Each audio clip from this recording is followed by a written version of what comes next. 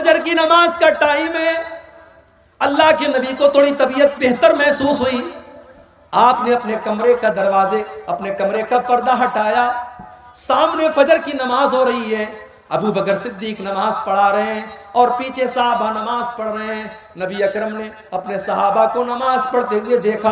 आपके चेहरे पर मुस्कुराहट फैल गई। आपको लगा मेरा मिशन कामयाब है, मेरी मेहनत कामयाब है, मेरे सहाबा मेरे बाद भी नमाज को कायम रखेंगे।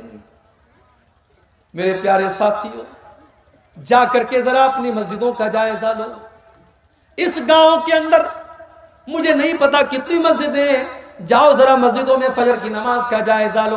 अगर ये बेचारे 70 साल वाले, 60 साल वाले, ये डंडा लेकर के चलने वाले बूढ़े अगर मस्जिद में जाना बंद कर दें तो शायद फजर की नमाज में ताला लग जाए मस्जिदों में, और फजर की नमाज में कोई मस्जिद को खोलने वाला ना हो।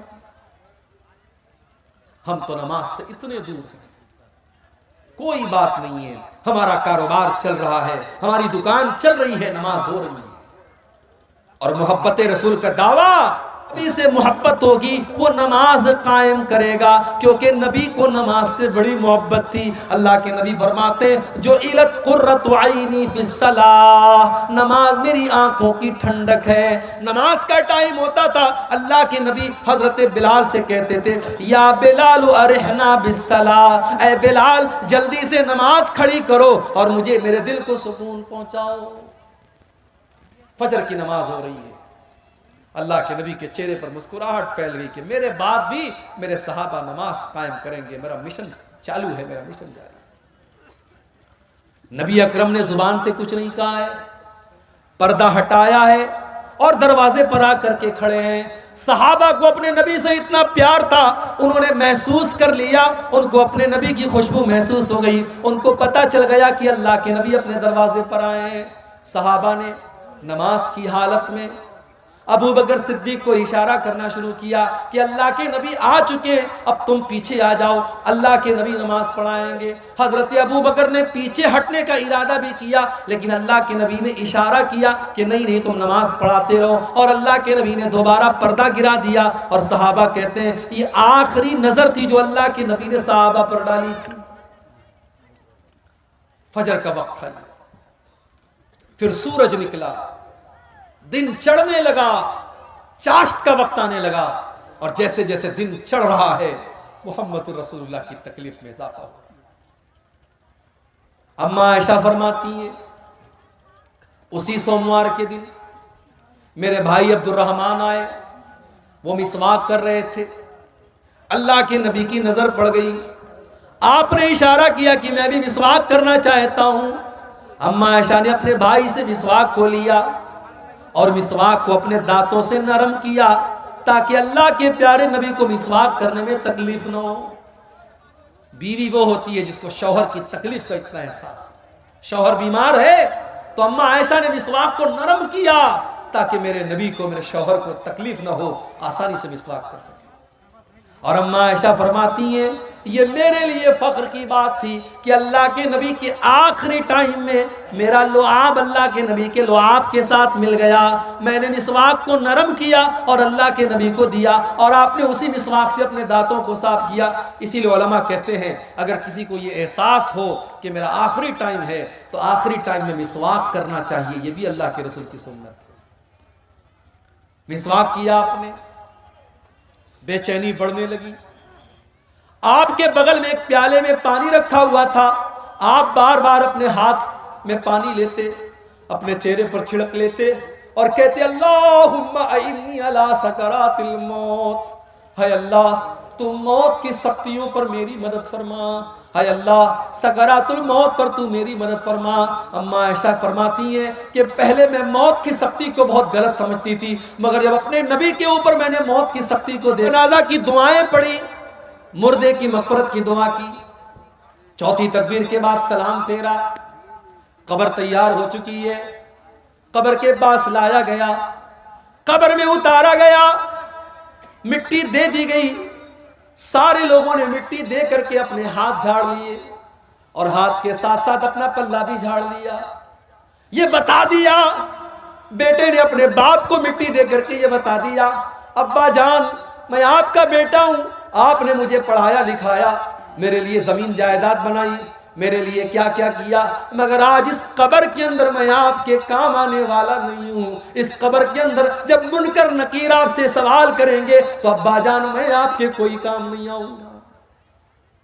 बीवी, जिस बीवी के ज़ेवरात के लिए इसने सूद और ब्याज का धंधा भी किया था, इसने हराम कारोबार भी किया था और अपनी बीवी के कान और नाक और हाथों को ज़ेवरात से भर दिया था, आज वो बीवी बैठ कर के रो रही है और एक बार भी अपने शौहर से ये नहीं कह रही है कि मैं आपकी कब्र में आपकी मदद करने आऊंगी। वो आंसू तो बहा रही है मगर आपकी कब्र में आपके कोई काम नहीं आ रही है।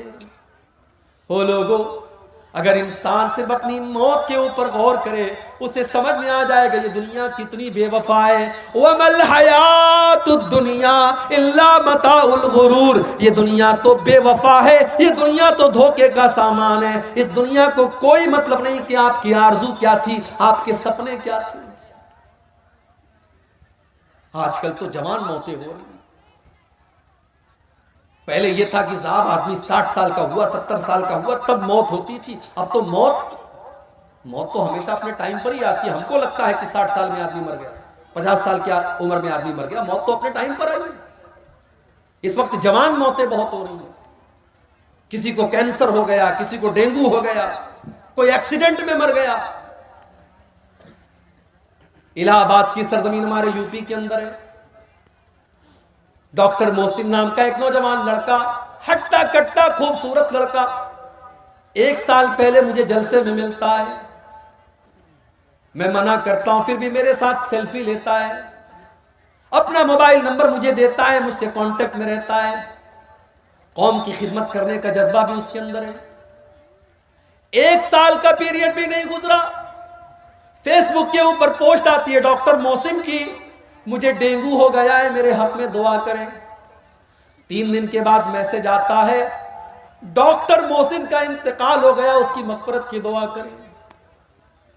डॉक्टर मोहसिन ने क्या सोचा होगा, मैं इस जवानी की आलम में, जबकि अभी तो मेरी शादी भी नहीं हुई, मेरे माँ बाप ने मेरी शादी का सपना देखा था, मेरा रिश्ता तय हुआ था, मैं किसी का दामाद बनने वाला था। क्या डॉक्टर मोहसिन ने यह सोचा था कि आज मैं मौत के घाट उतर जाऊंगा और शादी का दिन भी मैं नहीं देख पाऊंगा, मैं दुनिया से इसी हाल में चला जाऊंगा।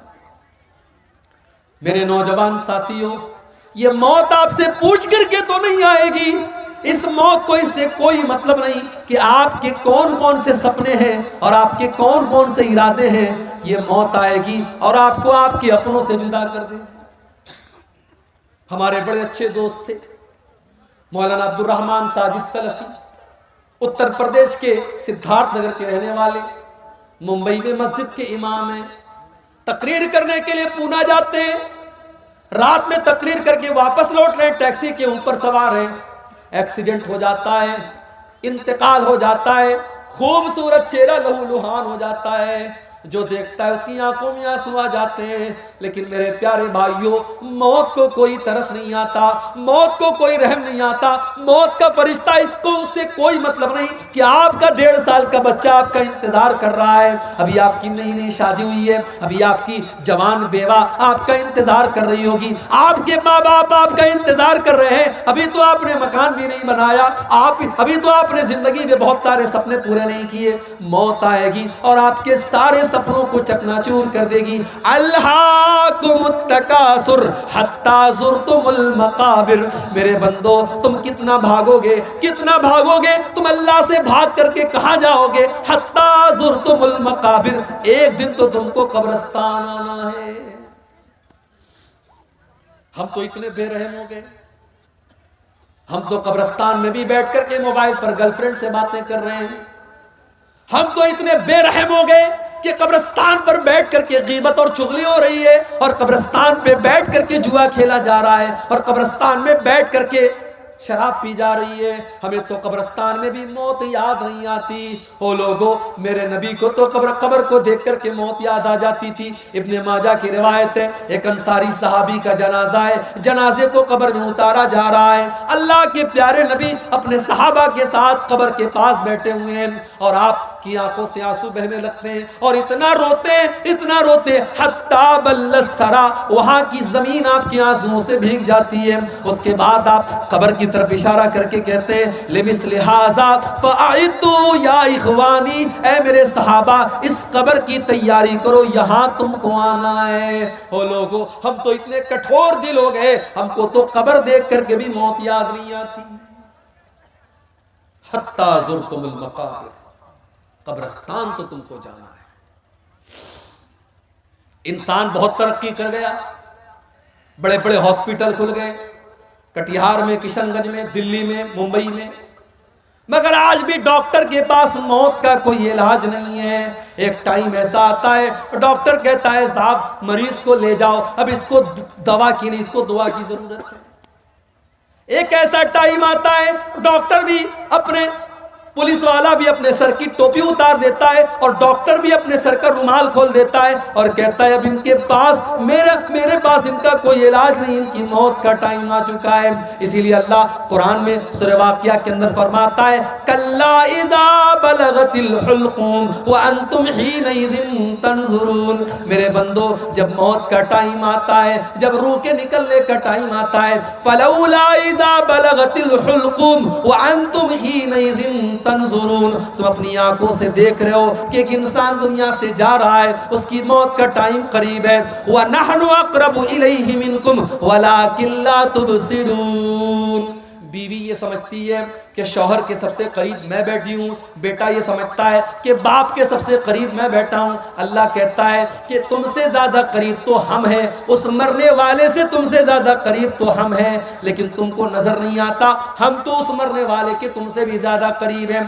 फलौला इन कुंतुम गैर मदीनीन तरजिऊनहा इन कुंतुम सादिकीन, अगर तुम्हें ये लगता है कि तुम्हारे ऊपर अल्लाह का पावर नहीं है, अल्लाह की ताकत नहीं है, तो जरा मरने वाले की रूह को वापस डाल करके दिखा दो, जरा मौत से उसको बचा करके दिखा दो। तुम नहीं दिखा सकते, मौत से बच नहीं सकते।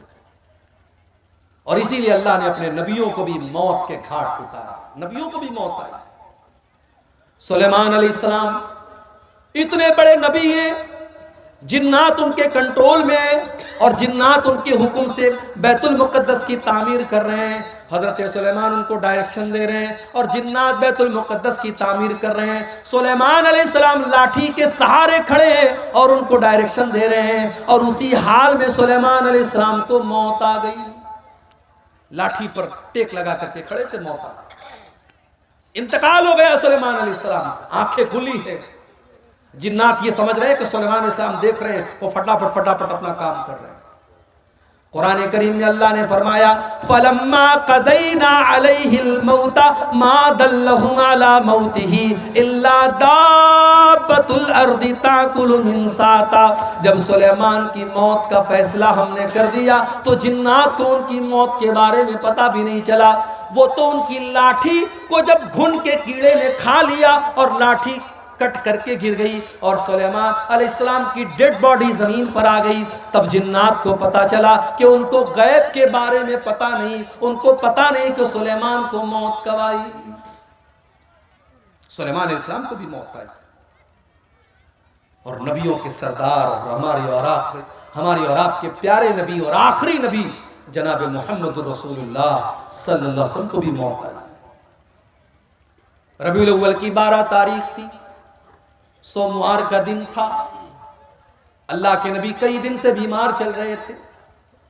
फजर की नमाज का टाइम है, अल्लाह के नबी को थोड़ी तबीयत बेहतर महसूस हुई। आपने अपने कमरे का दरवाजे, अपने कमरे का पर्दा हटाया, सामने फजर की नमाज हो रही है। अबू बकर सिद्दीक नमाज पढ़ा रहे हैं और पीछे सहाबा नमाज पढ़ रहे हैं। नबी अकरम ने अपने सहाबा को नमाज पढ़ते हुए देखा, आपके चेहरे पर मुस्कुराहट फैल गई। आपको लगा मेरा मिशन कामयाब है, मेरी मेहनत कामयाब है, मेरे सहाबा मेरे बाद भी नमाज को कायम रखेंगे। मेरे प्यारे साथियों, जा करके जरा अपनी मस्जिदों का जायजा लो। इस गांव के अंदर मुझे नहीं पता कितनी मस्जिदें हैं, जाओ जरा मस्जिदों में फजर की नमाज का जायजा लो। अगर ये बेचारे 70 साल वाले 60 साल वाले ये डंडा लेकर के चलने वाले बूढ़े अगर मस्जिद में जाना बंद कर दें तो शायद फजर की नमाज में ताला लग जाए मस्जिदों में, और फजर की नमाज में कोई मस्जिद को खोलने वाला ना हो। हम तो नमाज से इतने दूर हैं, कोई बात नहीं है, हमारा कारोबार चल रहा है, हमारी दुकान चल रही है, नमाज हो रही है, और मोहब्बत रसूल का दावा। अल्लाह अकबर। एक मरतबा रबीउल अव्वल का महीना था, मेरा प्रोग्राम था कलिया चक में, मालदा में। मालदा स्टेशन से कलिया चक जाने में आमतौर से 1 से 1.5 घंटा लगता है, मुझे 3 घंटे लग गए। रास्ते पर जुलूस निकल रहा था साहब। किसका जुलूस निकल रहा है? नबी के आशिकों का जुलूस निकल रहा है। नबी के आशिकों का जुलूस निकल रहा है, डीजे बज रहा है, रास्तों को जाम करके, नाच करके, गा करके, नारे लगा करके लोग मोहब्बत रसूल जाहिर कर रहे हैं। जिसको नबी से मोहब्बत होगी वो जुलूस नहीं निकालेगा, वो नाच गाना नहीं करेगा, वो डीजे नहीं बजाएगा, वो म्यूजिक नहीं बजाएगा। जिसको नबी से मोहब्बत होगी वो नमाज कायम करेगा, क्योंकि नबी को नमाज से बड़ी मोहब्बत थी। अल्लाह के नबी फरमाते जो इलत कुर्रतु आइनी फिस्सलाह, नमाज मेरी आंखों की ठंडक है। नमाज का टाइम होता था, अल्लाह के नबी हजरत बिलाल से कहते थे या बिलाल अरहना बिस्सलाह, ऐ बिलाल जल्दी से नमाज खड़ी करो और मुझे मेरे दिल को सुकून पहुंचाओ। फजर की नमाज हो रही है, अल्लाह के नबी के चेहरे पर मुस्कुराहट फैल गई कि मेरे बाद भी मेरे सहाबा नमाज कायम करेंगे, मेरा मिशन चालू है, मेरा मिशन जारी है। नबी अकरम ने जुबान से कुछ नहीं कहा है, पर्दा हटाया है और दरवाजे पर आकर के खड़े हैं। सहाबा को अपने नबी से इतना प्यार था, उन्होंने महसूस कर लिया, उनको अपने नबी की खुशबू महसूस हो गई, उनको पता चल गया कि अल्लाह के नबी अपने दरवाजे पर आए हैं। सहाबा ने नमाज की हालत में अबू बकर सिद्दीक को इशारा करना शुरू किया कि अल्लाह के नबी आ चुके हैं, अब तुम पीछे आ जाओ, अल्लाह के नबी नमाज पढ़ाएंगे। हजरत अबू बकर ने पीछे हटने का इरादा भी किया, लेकिन अल्लाह के नबी ने इशारा किया कि नहीं नहीं तुम नमाज पढ़ाते रहो, और अल्लाह के नबी ने दोबारा पर्दा गिरा दिया। और सहाबा कहते हैं ये आखिरी नजर थी जो अल्लाह के नबी ने सहाबा पर डाली थी। फजर का वक्त था, फिर सूरज निकला, दिन चढ़ने लगा, चाश्त का वक्त आने लगा, और जैसे जैसे दिन चढ़ रहा है मोहम्मद रसूलुल्लाह की तकलीफ में इजाफा हो। अम्मा आयशा फरमाती है उसी सोमवार के दिन मेरे भाई अब्दुर्रहमान आए, वो मिसवाक कर रहे थे। अल्लाह के नबी की नजर पड़ गई, आपने इशारा किया कि मैं भी मिसवाक करना चाहता हूं। अम्मा आयशा ने अपने भाई से मिसवाक को लिया और मिसवाक को अपने दांतों से नरम किया ताकि अल्लाह के प्यारे नबी को मिसवाक करने में तकलीफ न हो। बीवी वो होती है जिसको शौहर की तकलीफ का इतना एहसास। शौहर बीमार है तो अम्मा आयशा ने मिसवाक को नरम किया ताकि मेरे नबी को, मेरे शौहर को तकलीफ न हो, आसानी से मिसवाक कर सके। और अम्मा आयशा फरमाती हैं ये मेरे लिए फख्र की बात थी कि अल्लाह के नबी के आखिरी टाइम में मेरा लुआब अल्लाह के नबी के लुआब के साथ मिल गया। मैंने मिसवाक को नरम किया और अल्लाह के नबी को दिया, और आपने उसी मिसवाक से अपने दांतों को साफ किया। इसीलिए उलमा कहते हैं अगर किसी को ये एहसास हो कि मेरा आखिरी टाइम है तो आखिरी टाइम में मिसवाक करना चाहिए। ये भी अल्लाह के रसूल की सुन्नत है। मिसवाक किया आपने, बेचैनी बढ़ने लगी। आपके बगल में एक प्याले में पानी रखा हुआ था, आप बार बार अपने हाथ में पानी लेते, अपने चेहरे पर छिड़क लेते और कहते अल्लाहुम्मा अइन्नी अला सकरातिल मौत, हाय अल्लाह तू मौत की सख्तियों पर मेरी मदद फरमा, हाय अल्लाह सकरातुल मौत पर तू मेरी मदद फरमा। अम्मा आयशा फरमाती हैं कि पहले मैं मौत की सख्ती को बहुत गलत समझती थी, मगर जब अपने नबी के ऊपर मैंने मौत की सख्ती को देखा तब मैंने मौत की सख्ती को गलत समझना बंद कर दिया। उसके बाद अम्मा आयशा फरमाती हैं आपने अपने दोनों हाथ उठाए, आपने अपने दोनों हाथ उठाए और आपकी जुबान से निकला मअल्लज़ीना अनअमता अलैहिम मिनन नबिय्यीना वस्सिद्दीकीना वश्शुहदाई वस्सालिहीन। ऐ अल्लाह तू मुझे उन लोगों में शामिल फरमा दे जिन पर तेरा इनाम हुआ है, अपने नबियों में शामिल फरमा दे, अपने सिद्दीकीन में शामिल फरमा दे, अपने शुहदा में शामिल फरमा दे, अपने नेक बंदों में शामिल फरमा दे। अल्लाहुम्मा अलहिकनी बिर्रफीकिल आला। आपने फरमाया ऐ अल्लाह तू अपने बेहतरीन बंदों में मुझको शामिल फरमा दे। इतना कहते हुए अल्लाह के नबी ने हाथ उठाया और फिर धीरे धीरे आपका हाथ जमीन पर आ गया और आपकी रूह आपके बदन से निकल गई और आप इस दारे फानी को छोड़कर चले गए। नबी अकरम को भी मौत आई। ये मौत है मेरे भाई, अगर इसको हम याद रखें तो दुनिया की लज्जतें देख करके हम बहकेंगे नहीं, दुनिया की रंगीनियां देख करके हम बहकेंगे नहीं। अल्लाह को मुत्तकासुर, मेरे बंदो ये मालो दौलत की और दुनिया की रंगीनियों को देख करके तुम अल्लाह को भूल बैठे हो। हत्ता ज़ुरतुमुल मकाबिर, मगर एक दिन आएगा जब तुम कब्रिस्तान जाओगे, जब तुम्हारी मौत हो जाएगी, तुम कब्रिस्तान पहुंचोगे। कल्ला सौफा तालमून, उसके बाद तुम्हें जरूर पता चल जाएगा कि अल्लाह का वादा कितना सच्चा था। सुम्मा कल्ला सौफा तालमून, तुम्हें जरूर पता चल जाएगा कि अल्लाह का वादा सच्चा था। बंदे को कब्र में दफनाया गया। अल्लाह के नबी फरमाते दफना करके जब वापस जाने लगते हैं तो मुर्दे को फौरन दोबारा उसकी रूह को लौटाया जाता है, दोबारा उसके अंदर जिंदगी डाली जाती है और वो दफना करके जाने वालों के जूतों की आवाज को भी सुनता है। और दो फरिश्ते उसके पास आते हैं, एक का नाम मुनकर है, एक का नाम नकीर है। ये दोनों फरिश्ते उसको बिठाते हैं। एक सवाल पैदा हुआ, भाई मुसलमान अपने मुर्दों को कब्र में दफनाता है, मगर हमारे हिंदू भाइयों क्या तो जला दिया जाता है, उनको कब्र में अजाब कैसे होगा? पारसी लोगों के यहां तो लाश में मसाला लगा करके चिलकौओं को खिला दिया जाता है, उनके यहां कैसे हिसाब व किताब होगा?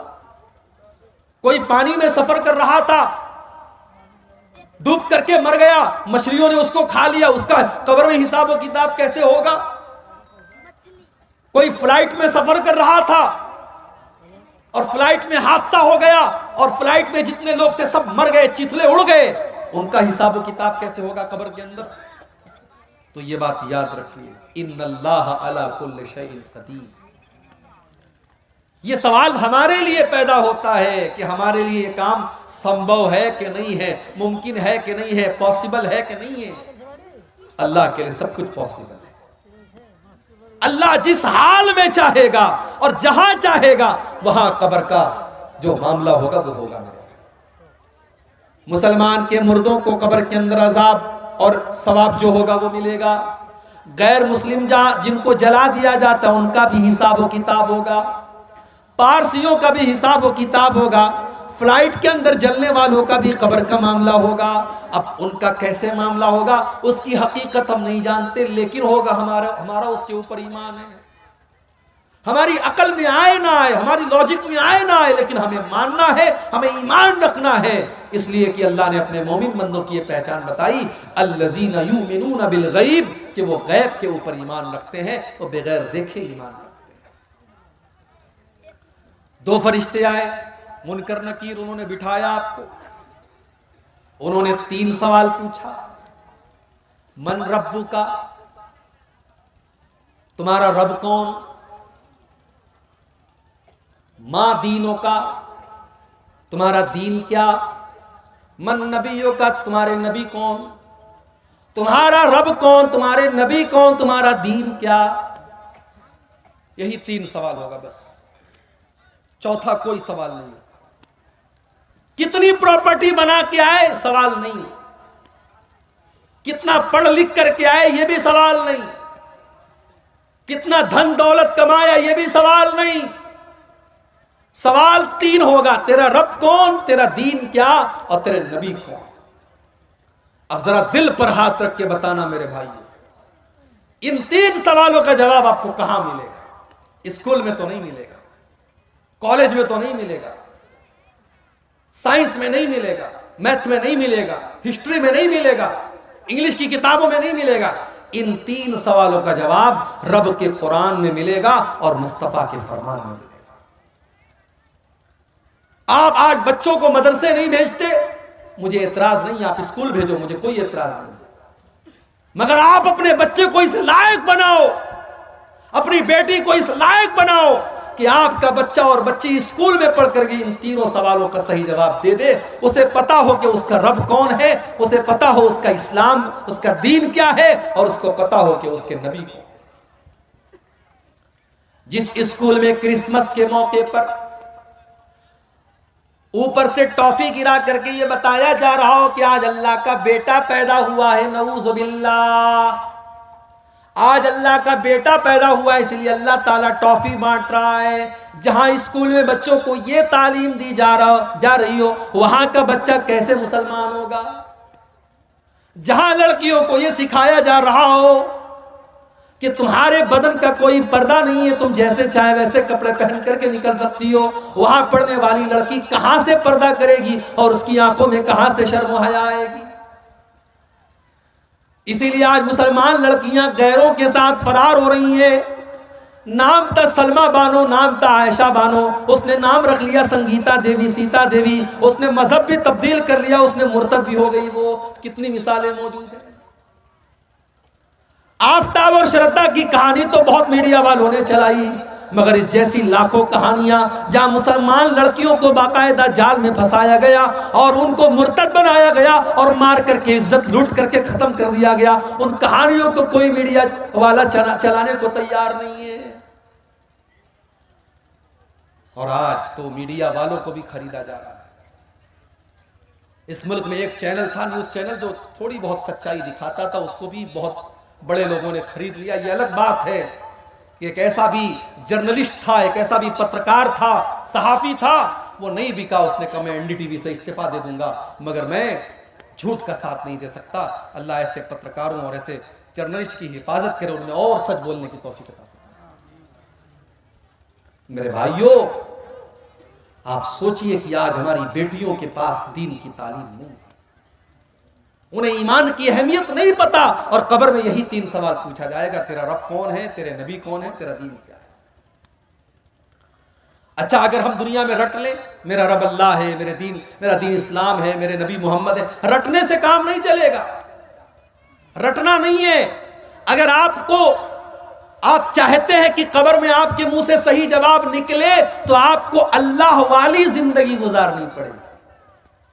अगर आप चाहते हैं कि कब्र में आपके मुंह से निकले मेरा दीन इस्लाम है, तो आपको इस्लाम पर चलना पड़ेगा। आपकी जिंदगी इस्लाम वाली होगी, तब कब्र में सही जवाब निकलेगा। अगर आप चाहते हैं कि कब्र में जब फरिश्ता पूछे तेरे नबी कौन है, और आपके मुंह से ये निकले मेरे नबी मोहम्मद सल्लल्लाहु अलैहि वसल्लम है, तो आपको अल्लाह के नबी के तरीके पर जिंदगी गुजारनी पड़ेगी। जो बंदा मोमिन होगा, जिसने ईमान वाली जिंदगी गुजारी होगी, वो इन 3 सवालों का सही जवाब देगा।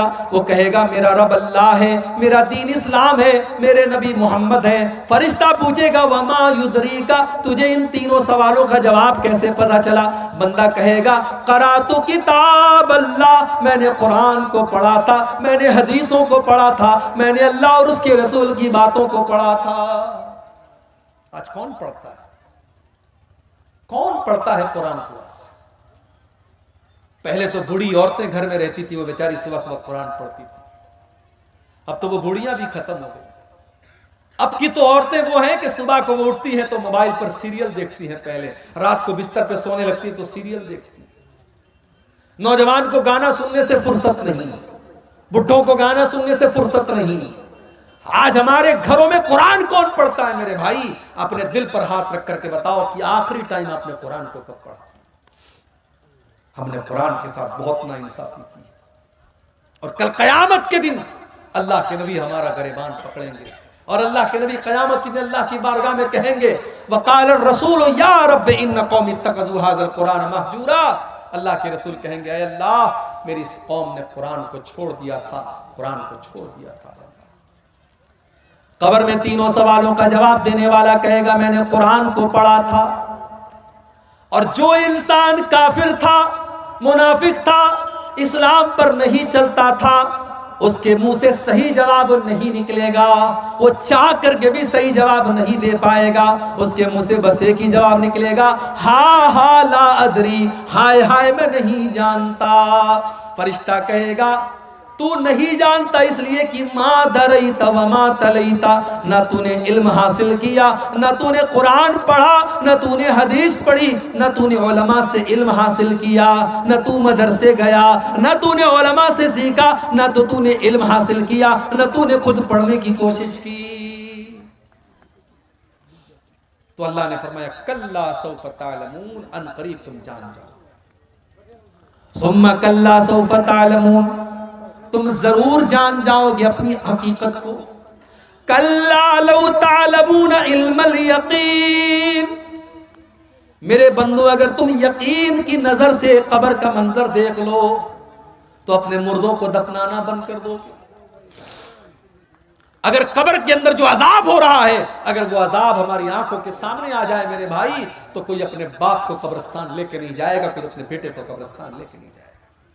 अल्लाह के नबी फरमाते हैं कि अगर मुझे इस बात का डर ना होता कि तुम अपने मुर्दों को दफनाना बंद कर दोगे, तो मैं अल्लाह से दुआ करता कि वो अजाब कब्र की आवाज तुमको सुना दे। लेकिन हम सुन लेंगे तो मुर्दों को दफनाना बंद कर देंगे।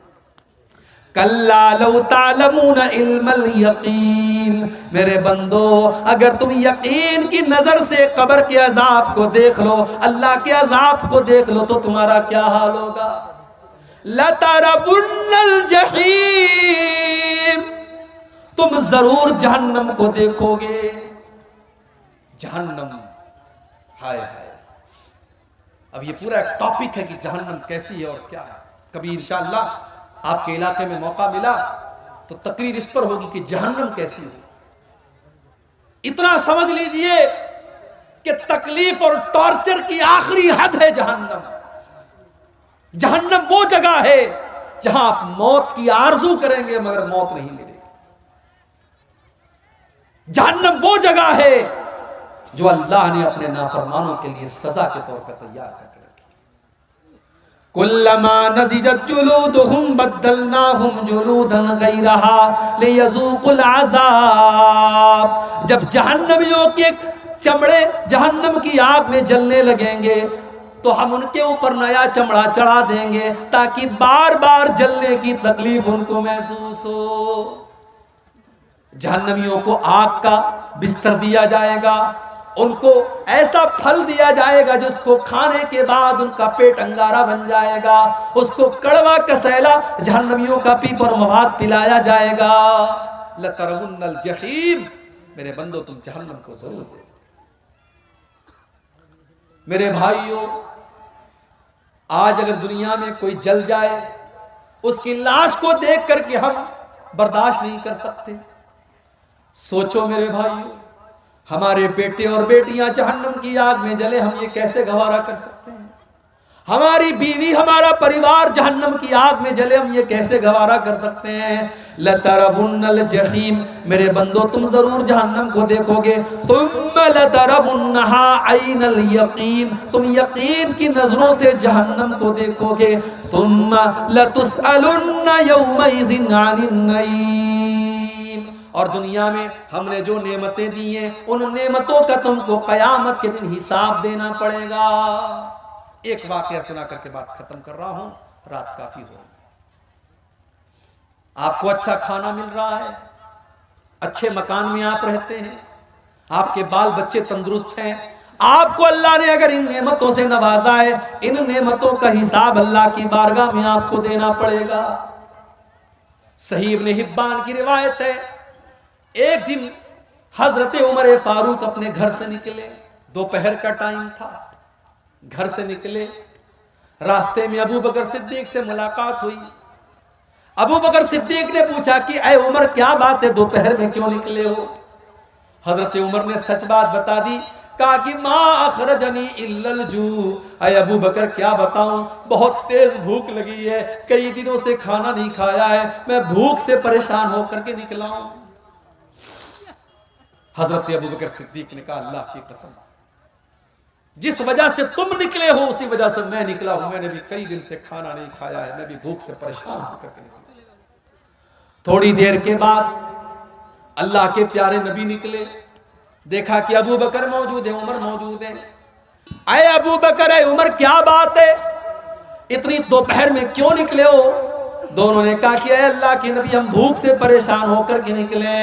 आपने फरमाया, ऐ अबू बकर, ऐ उमर, वल्लाही मा अखरजनी इल्लल जू, मैं भी भूख से परेशान होकर के निकला हूं। हमारे पास आज चैन से रोटी मिल रही है, चैन से चावल मिल रहा है, खा रहे हैं, पी रहे हैं, कितनी बड़ी नेमत है मेरे भाई। यहां अल्लाह के नबी हैं, अबू बकर हैं, उमर हैं, दुनिया के अल्लाह के नबी हैं, और नबी के बाद दुनिया की सबसे महान दो हस्तियां हैं, और ये तीनों लोग भूखे होकर के निकले हैं। अल्लाह के नबी ने कहा चलो अबू अय्यूब अंसारी के घर चलते हैं। ये अबू अय्यूब अंसारी कौन थे? ये वही सहाबी थे जब अल्लाह के नबी मदीना पहुंचे थे तो आपकी ऊंटनी इनके दरवाजे के पास बैठी थी, और आपने इन्हीं के घर में क़याम किया था, और ये अल्लाह के नबी के मेजबान थे। अल्लाह के नबी की आदत थी कि रोजाना अबू अय्यूब अंसारी के घर जाते थे, और अबू अय्यूब अंसारी कुछ नाश्ता आपको कराते थे। दोपहर का टाइम था, अल्लाह के नबी गए, दरवाजा खटखटाया, बीवी ने दरवाजा खोला, उम्मे अय्यूब ने दरवाजा खोला, देखा कि अल्लाह के नबी और अबू बकर और उमर मौजूद हैं। उम्मे अय्यूब ने कहा, मरहबा, खुशामदीद, वेलकम, स्वागत, अय अल्लाह के नबी, आप मेरे घर पर पधारे हैं, आप मेरे घर पर आए हैं, ये तो मेरे लिए बड़ी किस्मत की बात है। अय अल्लाह के नबी, आप जल्दी से घर में तशरीफ लाएं। नबी अकरम ने पूछा, अबू अय्यूब अंसारी हैं घर पे? अय अल्लाह के नबी, वो तो खेत में काम कर रहे हैं। अभी ये बातचीत चल ही रही है कि अबू अय्यूब अंसारी खेत में काम कर रहे हैं, और कानों में अल्लाह के नबी की आवाज पहुंची, आए दरवाजे पर और खुश होकर के कहने लगे, आज तो मेरी बड़ी खुश नसीबी की बात है, अल्लाह के रसूल मेरे घर पे आए हैं, अबू बकर मेरे घर पे आए हैं, उमर मेरे घर पे आए हैं। तीनों लोग घर में दाखिल हुए। अबू अय्यूब अंसारी ने पूछा, अय अल्लाह के नबी, आप तो शाम के टाइम आते थे, दोपहर के टाइम आप नहीं आते थे, क्या बात है? अय अबू अय्यूब, बहुत तेज भूख लगी है, कुछ खाने का लाओ। अय अल्लाह के नबी, अभी लाता हूं। जल्दी से दौड़े दौड़े गए और खजूरों की, हर टाइप की खजूरों का गुच्छा तोड़ के ले आए। कुछ पक्की खजूरें थी, कुछ कच्ची खजूरें थी, कुछ तर खजूरें थी, कुछ सूखी खजूरें थी, सारी खजूरों का गुच्छा लेके आ गए। ठंडा ठंडा पानी लेके आ गए। अपनी बीवी से कहा, तू रोटी बना, और बकरी को पकड़ के लाए और बकरी को ज़बा करने लगे। नबी अकरम ने पूछा कि ये दूध देने वाली बकरी तो नहीं है? कहा नहीं है अल्लाह के नबी। कहा ठीक है, ज़बा कर दो। बकरी ज़बा कर दी, गोश्त तैयार हो गया, रोटी तैयार हो गई, खजूर खाई जा रही है, पानी पिया जा रहा है। नबी अकरम ने फरमाया, ऐ अबू अय्यूब, ये बकरी का गोश्त हो सके तो थोड़ा फातिमा के घर भिजवा देना, उसने कई महीनों से गोश्त नहीं खाया है, हो सके तो मेरी बेटी के घर ये गोश्त भिजवा देना। उसके बाद ये कई दिन के भूखे लोग थे, रोटी खा रहे, गोश्त खा रहे, खजूर खा रहे, पानी पी रहे हैं। तबीयत बिल्कुल मुतमईन हो गई, सेटिस्फाइड हो गई, लेकिन अल्लाह के नबी की आंखों से आंसू बह रहे हैं। साहबा ने पूछा, अल्लाह के नबी क्या बात है? कई दिनों के बाद आपको अच्छा खाना मिल रहा है, खजूर मिल रही है, पानी मिल रहा है, बकरे का गोश्त मिल रहा है, और आपकी आंखों में आंसू बह रहे हैं। आपने फरमाया, है अबू बकर, ऐ उमर, अभी कुछ देर पहले हम तीनों इतने भूखे प्यासे थे कि अपने घर से निढाल होकर के हम निकले थे, और अभी अल्लाह ने कितना नवाज दिया, ठंडा ठंडा पानी भी मिल रहा है, हर तरीके की खजूरें भी मिल रही हैं, बकरे का गोश्त भी मिल रहा है, और रोटी भी मिल रही है। ऐ अबू बकर, ऐ उमर, यही तो अल्लाह की वो नेमतें हैं जिन नेमतों का अल्लाह हिसाब लेगा। और अल्लाह ने कुरान में ये कह भी दिया है, लतुसअलुन्न यौमइज़िन अनिन नईम, मेरे बंदो, तुमसे अल्लाह तुम्हारी नेमतों का हिसाब लेगा। मेरे भाइयों, मेरे नौजवान साथियों, अगर आप खूबसूरत हैं तो ये खूबसूरती भी नेमत है और अल्लाह हिसाब लेगा। अगर आप बॉडी बिल्डर हैं और आपके बदन में ताकत है, इस ताकत का अल्लाह हिसाब लेगा। अगर आप पूरे गांव में सबसे ज्यादा पैसे वाले हैं और आपके पास दौलत है, इस दौलत का अल्लाह हिसाब लेगा। अगर आप बाल बच्चे वाले हैं और आपके बहुत सारे बच्चे हैं और सब तंदुरुस्त हैं, खुशहाल हैं, इन बच्चों का भी अल्लाह हिसाब लेगा। लतुसअलुन्ना यौमइज़िन अनिन नईम, अल्लाह अपनी नेमतों का हिसाब लेगा। अब आपको करना क्या है? करना बस इतना है कि आप अल्लाह की नेमतों का सही इस्तेमाल करिए। अल्लाह ने जो नेमत भी आपको दी है, चाहे वो इल्म की शक्ल में हो, वो दौलत की शक्ल में हो, वो ताकत की शक्ल में हो, हुकूमत की शक्ल में हो, आप उस नेमत का सही इस्तेमाल कीजिए। उसको ऐसी जगह इस्तेमाल कीजिए जहां अल्लाह राजी होता हो। इंशाअल्लाह अल्लाह आपको उसका बेहतर बदला देगा। ये सूरह तकासुर की आयत की चंद तफसीर मैंने आपके सामने, थोड़ी सी मुख्तसर तफसीर आपके सामने पेश की है। अल्लाह से दुआ है रब्बुल आलमीन हम सबको अपनी ज़िंदगी में आखिरत की तैयारी करने की तौफीक अता फरमाए। अल्लाह मौत के बाद की ज़िंदगी की भी हम सबको तैयारी करने की तौफीक अता फरमाए। आमीन व आखिरु दावाना अल्हम्दुलिल्लाहि रब्बिल आलमीन।